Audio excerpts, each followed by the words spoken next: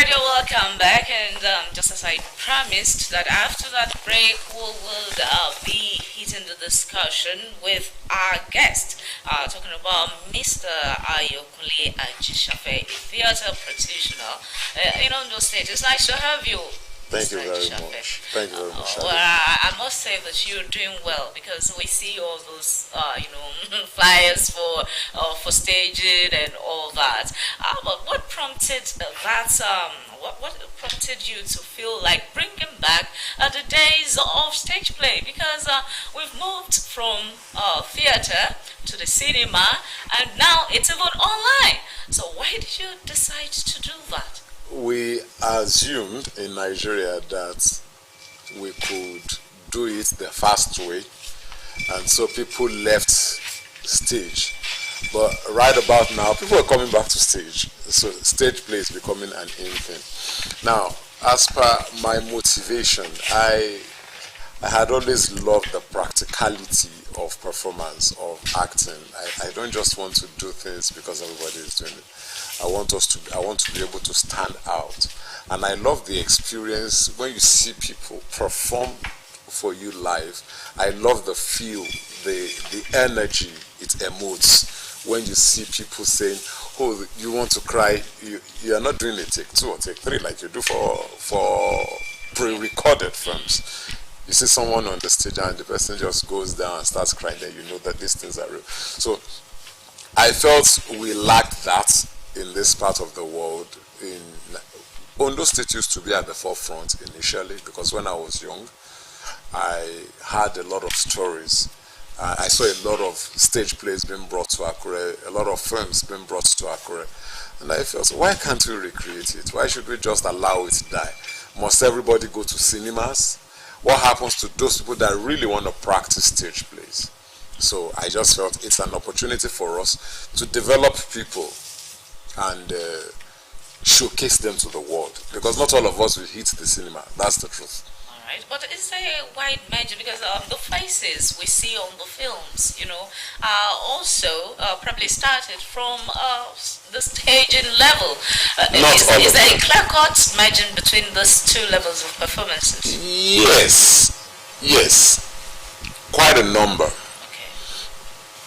For instance, I tell people, I've been on movie sets, on quite a number of movie sets, and I have never for one day had issue with the sound man because I had my training from the theater. My vocals were always better. Even when I'm not speaking loud, my vocal will always be better than every other person on set. It was always loud. We had Is it due to the training or just it was due because when we were young, I remember my first performance as an actor professionally on a big stage was at Ayokunle in 1988.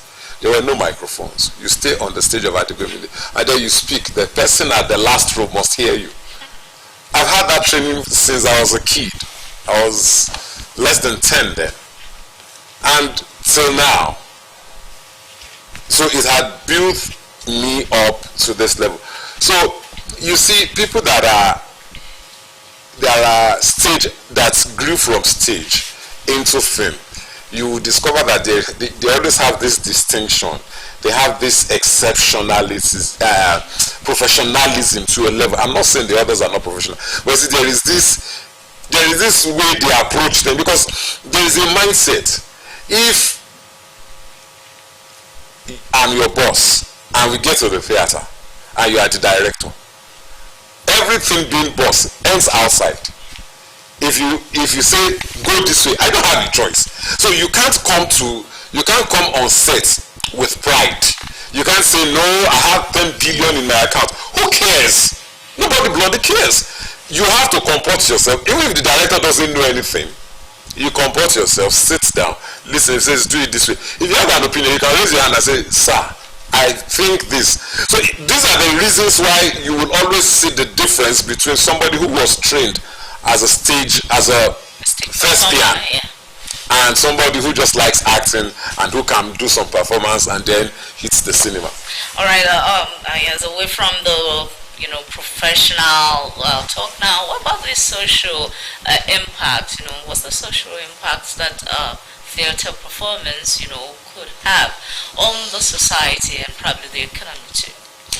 We, in this generation where there are lots of social vices and a lot of our young people don't have things to engage them, it is important to look for things to make them active. They need to participate in something. They need to belong to something. They need to do something that they are contributing to the society. If not, we are going to have more miscreants than we can handle. You understand? I'm sure you've heard of the story of the ghetto children in Uganda, that this guy brought together and they are dancing. That is a way of saying, instead of you being miscreants, we can channel this energy into this. Over time, people will begin to see it and appreciate it, because entertainment is never a loss. You may not make your money, recuperate your money at once, but eventually you make your money back. So if you channel an energy somebody is using to go and smoke, drink, and then party all through the night, come, let's dance, for instance. If you want to dance, there are dancers. We can train you in dancing. We can train you in acting. When you begin to do those ones, the energy to just go. By the time you go for a dance rehearsal, you spend 4 hours there. Is as good as somebody who has been in the gym for 4 hours. It's as good because you burn almost the same energy. The same goes for performance, for music. So what we're trying to do is to see that we can gather some of these young people together, let them channel their energy into something that is productive, both for the society and for themselves. So how are you going about getting all of these young people? Now, for instance, before the end of this month, we're going to have an audition, and because we have a project we're working on now, we're working on a stage play very soon by God's grace, and we'll throw the audition open and we allow people to come in. Unlike some other people where when you come for audition, you have to pay. We don't charge any money. We want everybody to participate. We are not making money at the moment from whatever we are doing. What we are doing is an investment stage. And I'm grateful to God, we've been doing this for over 8 years. People are getting to recognize us, getting interviews left, right, and center to come and talk about what it means, that whatever we have been doing in the past is making relevance and people are getting to understand. So we are getting to the place where we begin to generate income from it, but we're not there yet. So we're not among the people that will say, okay, if you want to be a part of this project, pay 5,000 to pick up from. No, because we want everybody to be a part of it. We'll bring them in, we audition. Okay, you cannot act, but you can sing. If you cannot sing, you can dance. What can you do? Let's all come together and learn. And one thing I do when we're preparing for, and I tell people, I don't charge for it. I train them personally. You can't, even people that graduates of theater arts say, some of these things you are teaching us is different. Is the same with what they taught us in school, but you are using another approach, and they are getting it because I'm not teaching you theory. We are doing the practical. So I'm telling you, this is what you want to do, and we are doing it now. I'm explaining why we are doing it and how we should do it and get it right. And then you see the result right there. So that is how we've been able to channel it so that everybody can participate in it. The society can benefit. So by August, you come around and you sit down because you have been busy getting news and giving information to people. You want to come and relax. Come watch the stage play. These guys have been working, burning their energy to ensure that when you come relax with your family, you are entertained. All right, Mr. Ajisafe, I'm interested because this platform you've given to youth is also a good one when we talk about the conversation around youth being leaders trying to reshape Nigeria's destiny, as it were. All of the conversation happening also in the political space and all of that. But in the over 8 years you've been at this, you've held several auditions, you've had to meet pools of youths come together to show interest and all of that. What are some of those things you found out about an average Nigerian youth? So one of the things I've discovered is an average Nigerian youth wants opportunity more than any other thing. Opportunity to express themselves. Now, the problem we have in this country is we don't give them opportunity. So when you want to go to school, some of them are lazy. I will not deny that fact. Some people don't want, but if you look at the bottom line, everybody is looking for an opportunity to express themselves. And so they feel, how can I express myself? If I don't have money, I cannot express myself. So I will do this so that I have money, and then I can show the world this is what I can do. So you see that all of us are looking for a means of expression. That's why I insist that when we give them opportunities to channel their energy, that's why some of them go into music. So that let people just know, I can do this thing. I'm here, look at me, look my way. This is what I can do. I can talk. So see me talking. If you don't see me talking, I'm not going to rest until all of you understand the fact that I can talk. But when people say all of us are lazy, I will not be a part of it. All of us are looking for an opportunity to express yourself. And that's what you're giving youth, right? Yes. And you are also expressing yourself here. Yeah. Okay, let's move this conversation forward, because for some who might be watching us at this time, seeing you talk about all of these things, what comes to mind for some could be the fact that, trying to revive a sector or a part of the industry that perhaps has gone into comatose for a while in terms of the attention people have given it over the years, could be quite difficult from starting something new. And I tell you this because generations, the young generations that we have now are also evolving with time, with things that are already with them. And when you talk about this issue of stage play, there are things that you work with, and those are the scripts, the story. So when you flash back to many years ago, when you mention stage plays, what comes to mind? For many, works of famous writers like Wole Soyinka and the likes. And back then, many Nigerians can relate with those books, with those stories, and they'll be looking forward to, getting to see how it played out on stage. And, those kind of things fascinate people to come to theater. But right now, where some say there appears to have been a disconnect between, the reading culture among youths, among the younger generation at this time, and you also trying to take this message to people, particularly the young ones, to say, look, there is a way for you here to bring out your talent. There's also a way for you here to watch plays, relax, get knowledge and experience. So are you hoping to bridge this gap?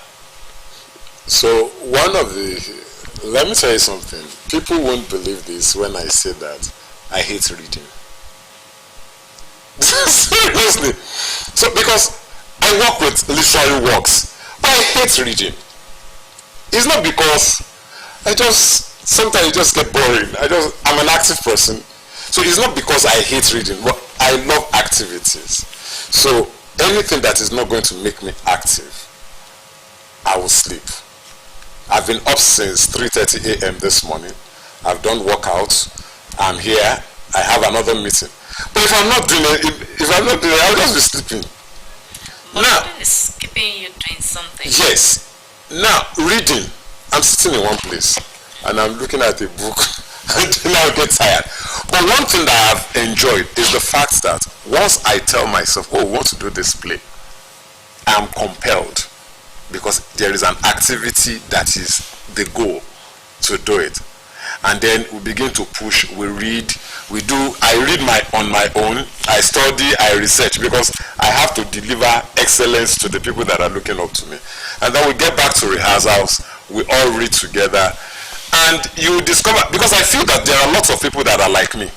Some of them are not compelled by any reason to read a book. You understand? But by the time we want to do the play, and I bring it up in rehearsals, by the time you read, even if you cannot finish it at once, by the time we do the rehearsals 3, 4, 5 times, you would have read the book like 2 times.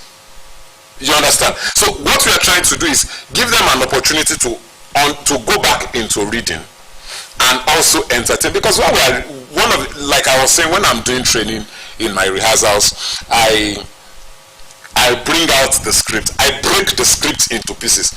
So you see that if I don't read the script, there is no way I'll be able to break the script into pieces for them. I'll have to break this to every line upon line, precept upon precept. I break them into pieces so that they too can understand and see why they should read the book. Because some people, the reason why we don't read the book is sometimes you don't even understand what the person is saying. You pick up a Wole Soyinka book, for instance. Once you pick it up, you read the first 2 pages, you must sleep. Except you're a very stubborn reader. You understand? You would sleep because you are reading something that doesn't apply. It's just like, I don't know if you speak Spanish. There's something on another level. You understand? You don't speak Spanish, and then I give you a Spanish novel to read.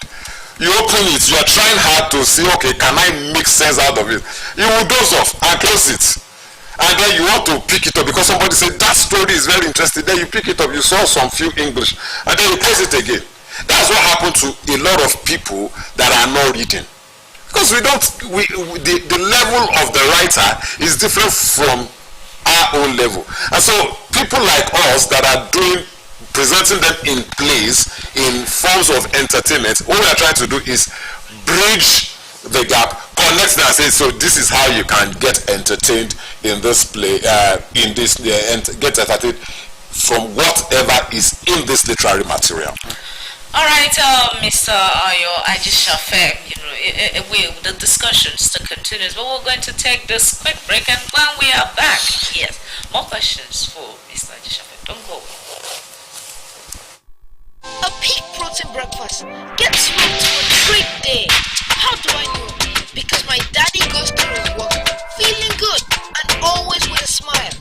Mommy is always filled with confidence. My sister is always in tune. And for me, learning new things becomes absolute fun. Because all day and every day, the peak goes on. Start your day with a peak protein breakfast. Peak. Reach for your peak.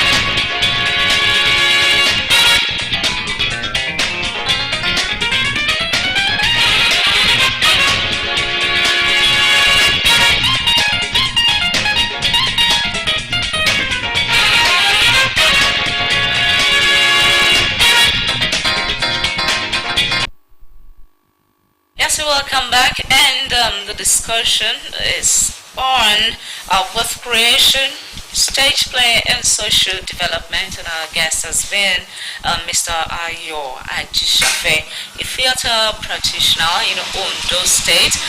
So, Mr. Ajisafe, yes, before we went on the break, we've been able to look at the importance of stage play vis-a-vis the films, the cinema, and all that.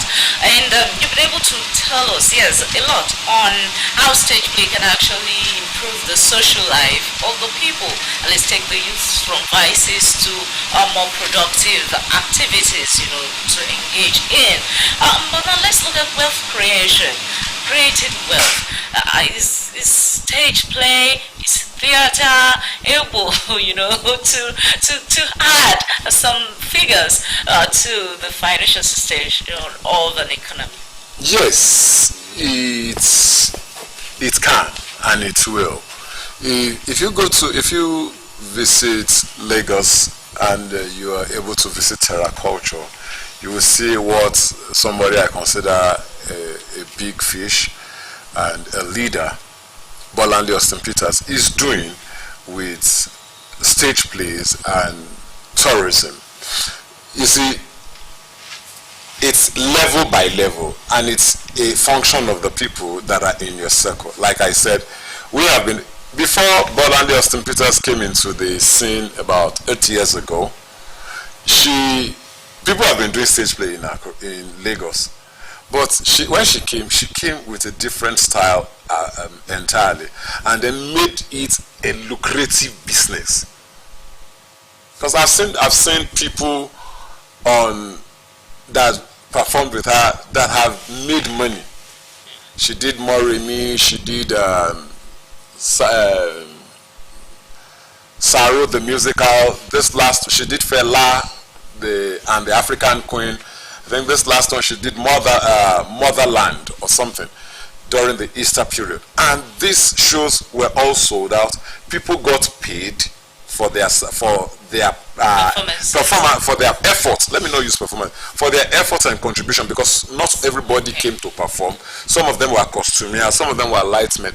Yes, we're getting there in Ondo State. Sincerely, we are not there yet, because what we're still doing now is we're using our own money to fund, and we don't have that much money. Do you understand? What efforts have you been making in terms of sponsorship? Because training anywhere, involves money, to train others, and you've been doing this for a while. So, and you said your trainees are not paying you for that. So how do you get to run the show, the logistics and all that? So first, I am doing it for the love. I had always loved stage plays. I had always loved it, and I would give it everything. It's like my first love. So, what we in Akure, for instance, we've talked to a couple of people, but some of them, they are yet to see the light. Essence. They are yet to see the essence. That is number one. Number two, circles. I'm not saying I'm in the wrong circle, but you see, for instance, if you are friends with somebody who owns a company, and that your friend that owns a company has 3 other friends that own company, and you are able to convince your friend easily, the person can convince other friends to be a part of it. But a situation whereby all of you, we are all hustlers, they will only support you in the capacity in which they can support. Some of these CEOs that you need to talk to, the people that need to give final approval for the sponsorship, they will not even come out for you to see them. You write letters and you keep calling, they will tell you come back tomorrow, or guy is not around. So these things take time. But you see, with whatever we're getting now, we're making so much noise. People are getting to hear about it. I was told, one of the commissioners in the state was saying, wow, you people do this kind of, you mean incidentally, we sent a letter to him. Maybe they didn't deliver the letter to him, I don't know. But he was shocked to hear that stage plays are being done in Akure. So now we have been able to get his contact. Now we can go up to him and say, oh God, this is our letter direct. He cannot tell us he did not see that one. So he will be of help. He can support, he can sponsor in whatever capacity. So we're hoping that the more noise we make, the more awareness we create about what we are doing, trying to revive the culture of stage play such that it will be able to empower people who will get there, and then people will do stage plays instead of doing one show. If you watch, one of the things we have been doing is we've been doing a one-off show. We were supposed to do a whole weekend. Just say, okay, we're doing a stage play. When we were growing up, you hear Agomejila, Mefa Abo. You understand? You have 3 shows in a day for 3 days. That's 9 shows. That depends on how many people bought the tickets. It's not just about how many people bought the ticket. One, let me explain it to you. Some people, for instance, I want to do a stage play in Akure, and some people want to come from Ondo. They can't watch a 6 o'clock show. They can watch a 3 o'clock show. They can watch a 12 o'clock show so that they can get back to their destination on time. Some people came and watched on Friday, and they saw it. Omo, did you watch that show? It was awesome. You didn't watch it. Let's go and watch it tomorrow.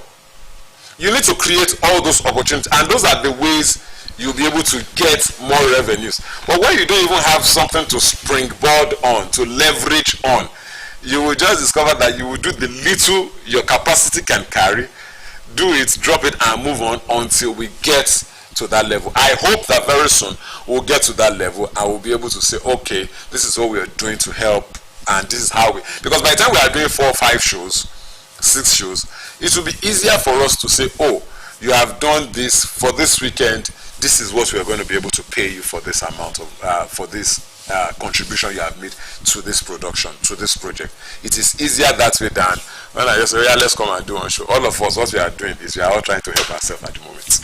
All right, good. We're talking about the wealth creation around the revival of stage play and the opportunities therein for youths. And good enough, you also mentioned someone in government sector. That brings me to this question, because I'm looking at the story here where someone who is also a player in that industry is talking about how the incoming government can amass $15 billion potential in Nigeria's entertainment industry. And when you talk about Nigeria's entertainment industry, the state play which you do, the theater is also part of it. Yeah. Here in Ondo State, we've also had government policies around tourism, around entertainment, around opening up the state for more investors to come in, for more people to come in to see how things were doing beautiful and all of that. Are you getting any form of support from government? Are they seeing some form of potential in this as part of what could really attract people to say, come this weekend, we are going to Ondo State. When we get to Ondo State, there's social location that we get to. After coming back, we go see a state play. Okay, I will be honest. For so many years, we haven't gotten the needed support. I don't want to say we have not gotten support, but the needed support. There is a support you need, and there is support somebody gives you. So, for instance, I can give you 1,000 naira. It's not the support you need. You need maybe 100,000, but I'm giving you 1,000 naira. That is not the support you need. The support you need is 100,000. 1,000 naira is just a support, but it's not the support you need. We've gotten support from government, but not the support we need. But recently, I'm sensing some energy, especially at the Ministry of Culture and Tourism, and I must salute the Honorable Commissioner there. He has a strong passion for entertainment, and he should be commended, and also the staffs there. This year we've gotten offer to come and let's discuss about how the ministry can support us. But even the ministry needs support. I'll give you an instance. Ayokunle has been there since forever. At least I knew as a kid. My first performance in 1988 was at Ayokunle. And Ayokunle had been there before 1988. So that means that space is over 40 years. Over 40 years.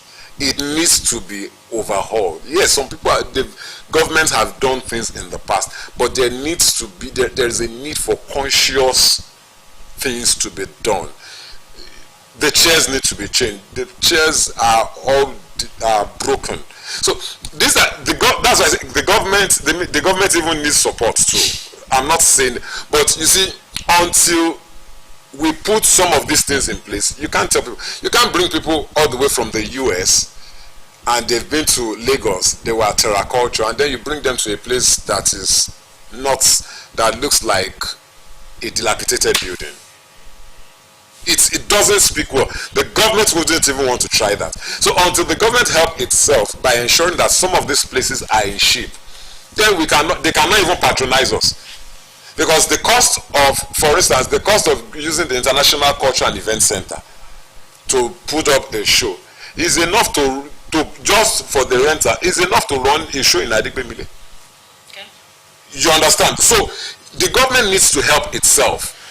Put these things in place. Get good chairs. Get good lighting system. The AC, yes, the AC. Some things are being improved. The ACs are working properly now, thanks to the government and the people that are involved. But we need to get more. We need to ensure that all the lights on the stage are working, the access doors, everything is in place. So renovate the place, repaint, give it a new touch. The gallery is not in shape. Put the gallery in shape. It's the VIP lounge. put it in shape, let the place, so that when people come and they want to sit down there, they feel like they are important people. These are the things that will make the government feel proud to say, oh, you know, you want to go to Idori Hills and see the hills. When we're coming back, we'll come to Adegbemile and come and watch a stage play that is telling you about the history of Akure, for instance. So that also takes me to the question, to ask more personal now, to the practicality of stage play and the acting that, you know, takes place within it. What kind of a director are you? What plays attract you, or what scripts do you like to work on? Most importantly, I love to work on scripts that teach a lesson. I've done my own scripts and I've done other people's scripts. I'm wearing one of the shirts of the scripts I've directed. This is Death and the King's Horseman by Professor Wole Soyinka, and I loved it. I loved directing it, and it has a lesson to say that we as young people cannot be complaining that the older generations are failing. They might fail. What are you doing to ensure that the failure does not continue? If you look at the gods are not to blame. The gods are not to blame says that sometimes we have excesses. You need to watch them. So those are I love to things that the most important thing is when you come to my play, I want you to learn something. So I don't care about the script. Even if it's a story, a historical story, I want to still channel it back to ensure you learn something, you pick something from it and you go. So that's the kind of direction. I just want people to learn. I want people to be entertained. I don't want people to have fun. Alright, the Ondo State government has said that it has positioned the state to effectively harness its gains in tourism to boost its internally generated revenue. And of course, a lot of efforts are ongoing. You talk about the diasporans now. Talking about the diasporans, city of tourism and all that.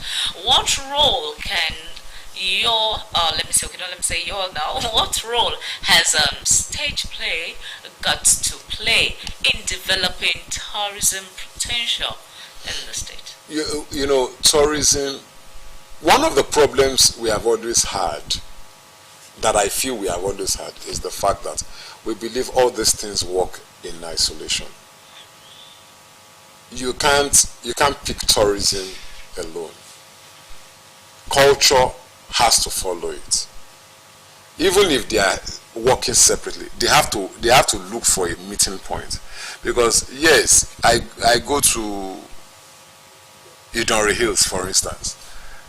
Yes, we have seen, but culture educates and entertain. Yes, they have sightseeing, having fun, yes, but people need to sit down, relax, and then get the feel of the environment. That's where culture comes in. So I don't want to speak because I'm not in the system. I'm not a government official and I don't know what is happening in the government circle. But I think there is a need for them to open up for collaborations, both within the system and outside the system. Invite people, invite stakeholders and say, guys, this is what we want to do. Let us come together and do this together. We're expecting people, this is our plan for them. I used to have I call her my mother of blessed memory. When she that's what she did. She invites people to come, take them on tourists visits, and then organizes a stage play for them. I say, come and watch stage play. That was years back, like 15 years ago. She's late now, but no, please let out the name. Biola Olatunde. Yes, She used to be a staff of a pioneer staff of Osrc. So these are people that have also, you know, made their own contribution. They understand the fact that tourism cannot work in isolation. Culture cannot work in. We all can work in isolation. Even the media. All of us need to come together and say, okay, let us consolidate our efforts and ensure this is productive. Alright, talking about Mrs. Olatunde now, of blessed memory, she was such a lovely soul. Have you done any other books? Yes, I know she's written a couple. Well, Biola Olatunde is a very ambitious person, and she has a book that I really wish would produce. Blood Contract. It's a thing.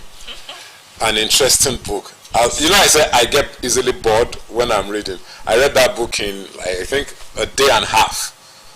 I couldn't just drop the book. And very lovely story. But if you read the book and you want to, you are picturizing it, you know that it's going to cost a lot of money to get. So those are the things that are stalking us from doing her projects. That is why we cannot do her projects. That is why we're just piping low till we get sponsors. But yes, I have one of my films, short films. It's called Retribution. It's on YouTube. She inspired, I was still talking about it on a radio station 2 days ago, that she was the one that inspired the story. She wrote a poem about rape and everything, and then she gave it to me and said, now I just want you to read this and then tell me what you can come up with. I read it and it was lovely. I came up with the script. She performed in it too as a guest appearance. I think it's a 3-man cast. She was a guest appearance, myself and a friend of mine, Choma Peters. 3 of us were in the film, and she killed it. She nailed it for me. So, but we hope that we get sponsors. Because, for instance, now that book talks about the pain of living in the creeks, and the things that were expressed in the book are the things that are still happening. That's why anywhere I go to, I was on a radio station yesterday and I was telling them, I said, see, you need to respect creative artists.